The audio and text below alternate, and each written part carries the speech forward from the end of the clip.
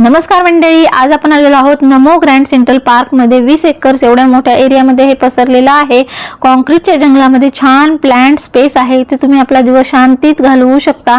इथे 100+ प्रकारची फुलपाखर आणि पक्षी आहेत। 2400+ नवीन प्लांटेड झाडे आहेत आणि भरपूर जुनी झाडं प्रिझर्व केलेली आहेत। 1 मिलियन+ पाउंड्स ऑक्सिजन डेली इथे प्रोड्यूस होतो।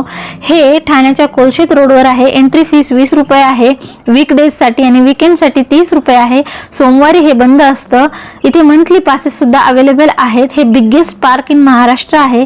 इथे Mughal garden, Moroccan garden, Chinese garden, Japanese garden themes आहेत।